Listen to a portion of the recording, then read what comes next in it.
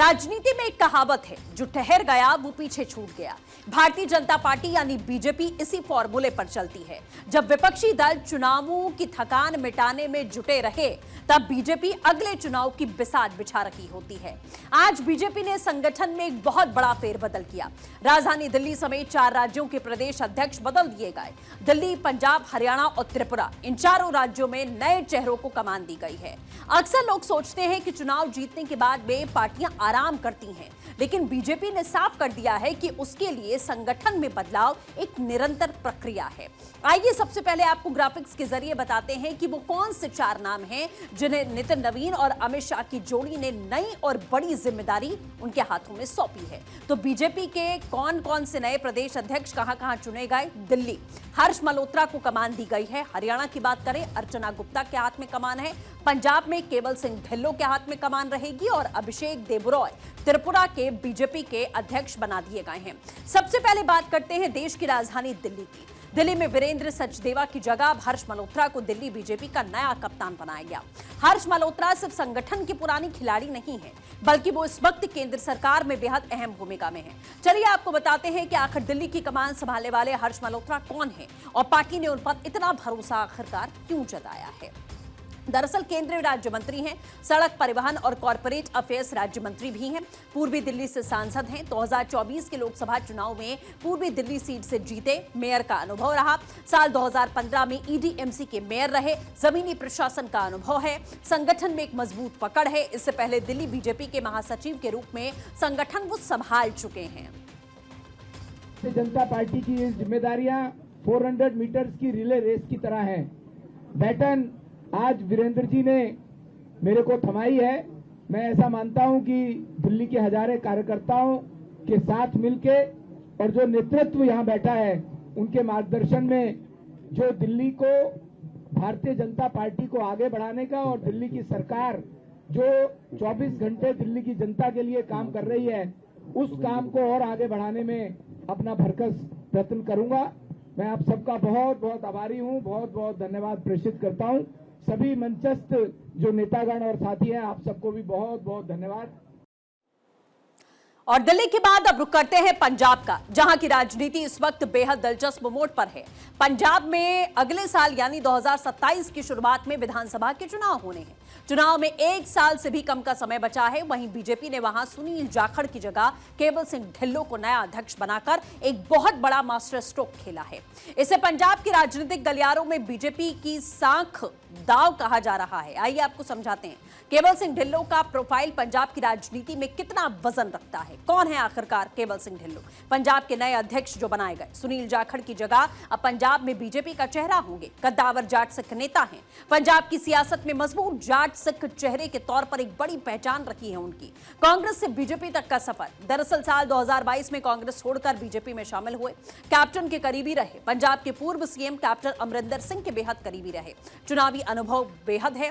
2007 से 17 में कांग्रेस की टिकट पर बरनाला से 2 बार विधायक, बीजेपी के लिए संघर्ष किया। 2022 में संगरूर लोकसभा उपचुनाव और 2024 में बरनाला विधानसभा उपचुनाव वो लड़ चुके हैं। सब बातचीत करने के लिए केवल सिंह ढिल्लों, केवल जी, जिस तरीके से आज भारतीय जनता पार्टी ने आपको प्रदेशाध्यक्ष नियुक्त किया है, क्या कहना चाहेंगे आप? मैं तो ये कहना चाहता हूं कि हमारा एक ही लक्ष्य है कि भारतीय पंजाब ਨੂੰ ਅਸੀਂ ਨੰਬਰ 1 ਤੇ ਲੈ ਕੇ ਆਉਣਾ। मैं बार-बार कह ਰਿਹਾ ਪੰਜਾਬ ਨੂੰ ਦੂਜੀ ਪਾਰਟੀਆਂ ਨੇ, ਜਿਹੜੀ ਮੌਜੂਦਾ ਸਰਕਾਰ ਆ ਤੇ ਇਸ ਤੋਂ ਪਹਿਲੇ ਜਿਹੜੇ ਸਰਕਾਰ ਰਹੇ, ਉਹ ਝੂਠੇ ਵਾਅਦੇ ਕਰਕੇ ਪੰਜਾਬ ਨੂੰ ਥਕਾਤਾ। ਪਰ ਪੰਜਾਬ ਐਡਾ ਮਿਹਨਤੀ ਆ, ਪੰਜਾਬ ਟੁੱਟਿਆ ਨਹੀਂ। ਪੰਜਾਬ ਦੁਬਾਰਾ ਨੰਬਰ 1 ਤੇ ਆਏਗਾ। ਪੰਜਾਬ ਇਸ ਵੇਲੇ 19ਵੇਂ ਨੰਬਰ ਤੇ ਚਲਾ ਗਿਆ। ਬੇਕਾਰ ਸਰਕਾਰਾਂ ਜਿਹੜੀਆਂ ਆਈਆਂ ਝੂਠੇ ਵਾਅਦੇ ਕਰਕੇ, ਅੱਜ ਆਉਂਦੇ ਹੋਏ ਲੋਕ ਜਿਹੜੇ 2027 ਦੇ ਵਿੱਚ ਭਾਰਤੀ ਜਨਤਾ ਪਾਰਟੀ ਦੀ ਸਰਕਾਰ ਆਏਗੀ। ਜਿਵੇਂ ਆਪਣੇ ਨਾਲ ਹਰਿਆਣਾ ਗਵਾਂਢੀ ਸੂਬਾ, ਇਸ ਵੇਲੇ 2 ਮੇਨ ਫਸਲਾਂ ਹੁੰਦੀਆਂ ਆਪਣੀਆਂ, ਦੋਨਾਂ ਤੇ ਐਮਐਸਪੀ ਸੈਂਟਰ ਗਵਰਨਮੈਂਟ ਦੇ ਰਹੀ ਆ। ਬਾਕੀ ਦੇ ਜਿਹੜੇ ਫਸਲਾਂ ਹੋਣਗੀਆਂ ਉਹਨਾਂ ਤੇ 21 ਫਸਲਾਂ ਤੇ ਹਰਿਆਣਾ ਦੇ ਰਿਹਾ। ਪੰਜਾਬ ਵੀ ਉਸੇ ਤਰਜ਼ ਤੇ ਐਮਐਸਪੀ ਵੀ ਦੇਵੇਗਾ, ਗੁੰਡਾ ਰਾਜ ਵੀ ਖਤਮ ਕਰੇਗਾ। ਦੇਖੋ ਚੰਬਲ ਦੀ ਘਾਟੀ ਦੇ ਵਿੱਚ ਕੀ ਚੱਲਦਾ ਸੀ ਗੁੰਡਾ ਰਾਜ यूपी ਦੇ ਵਿੱਚ, ਅੱਜ ਖਤਮ ਹੋ ਗਿਆ ਨਾ। ਉਸੇ ਤਰੀਕੇ ਨਾਲ ਜਿਵੇਂ ਉੱਤਰ ਪ੍ਰਦੇਸ਼ 'ਚ ਹੋਇਆ, ਹਰਿਆਣੇ 'ਚ ਹੋਇਆ, 21 ਸਟੇਟਾਂ ਦੇ ਵਿੱਚ ਭਾਰਤੀ ਜਨਤਾ ਪਾਰਟੀ ਦੀ ਸਰਕਾਰ ਆ। ਹਰੇਕ ਜਗ੍ਹਾ ਸਭ ਤੋਂ ਵਧੀਆ ਸਰਕਾਰ ਚੱਲ ਰਹੀ ਆ। ਉਹੀ ਸਰਕਾਰ ਅਸੀਂ ਪੰਜਾਬ 'ਚ ਲਿਆਵਾਂਗੇ। और अब बात उस राज्य की करेंगे जहां बीजेपी लगातार तीसरी बार सरकार चला रही है, यानी कि हरियाणा की। हरियाणा ने बीजेपी ने सबको चौंकाते हुए संगठन की कमान एक महिला के हाथ में दी है।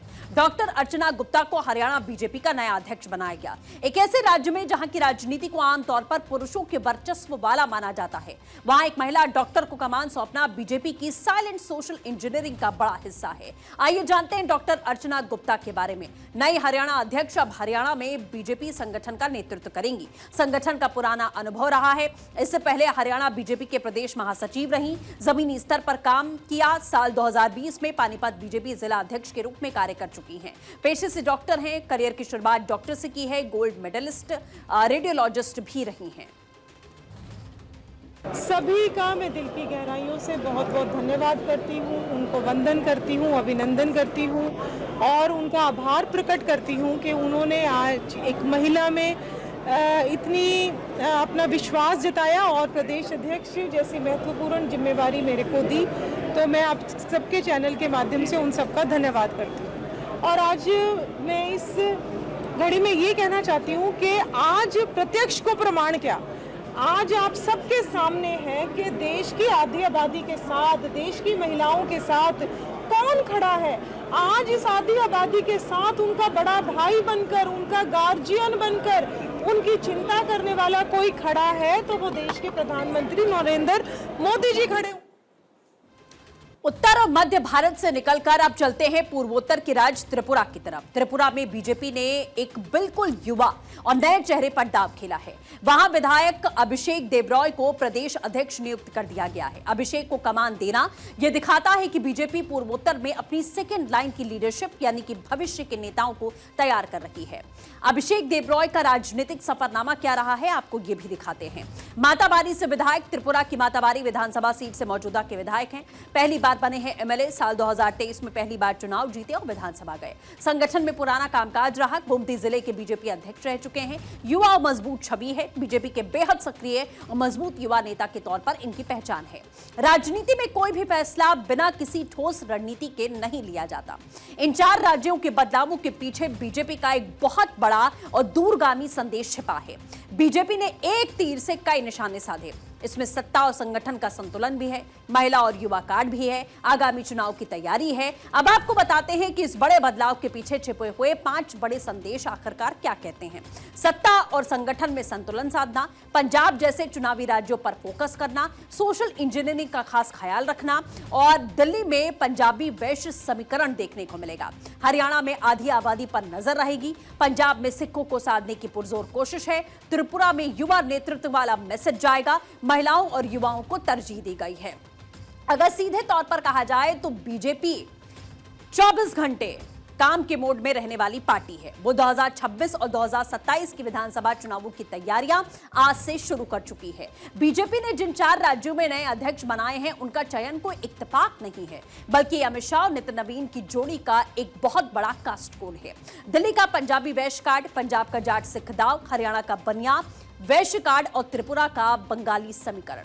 बीजेपी ने एक साथ कई जातियों को साधा है। आइए ग्राफिक्स के जरिए इस जातीय चक्रव्यूह को आपको आसान भाषा में समझाने की कोशिश करते हैं। दिल्ली में पंजाबी और वैश्य समीकरण को धार दी गई है। हर्ष मल्होत्रा पंजाबी खत्री समाज से आते हैं। पंजाबी और वैश्य समाज बीजेपी का मजबूत वोट बैंक रहा है और पिछले कुछ चुनावों में इस वोट बैंक में आम आदमी पार्टी ने इसमें सेंध लगाई है। हर्ष मल्होत्रा को आगे करके शहरी वोट बैंक अपने पाले में करने का दाव चल दिया है। इसी तरीके से पंजाब की बात करें तो यहां भी जाट सिख चेहरा सबसे बड़ा इस पर दांव खेला गया है। कैसे, जानिए। सत्ता की चाबी जाट सिख समुदाय के पास में मानी जाती रही है। पंजाब में जाट सिख की आबादी करीब 21% है। बीजेपी पर बाहरी का ठप्पा हटाने की एक कोशिश है। सिख चेहरे को कमान सौंपकर वोट बैंक पर सेंधमारी की एक बड़ी तैयारी है। बात हरियाणा की करते हैं तो यहां भी गैर जाट राजनीति और वैश्य कार्ड खेलकर बीजेपी ने पूरी तरीके से अपने वोट बैंक को अपने पाले में करने की पूरी कोशिश की है। हरियाणा में गैर जाट राजनीति का यह वैश्य कार्ड है। हरियाणा की सियासत जाट बनाम गैर जाट जाट के इर्द गिर्द हमेशा घूमती रहती है। अर्चना गुप्ता वैश्य यानी कि बनिया समाज से आती हैं।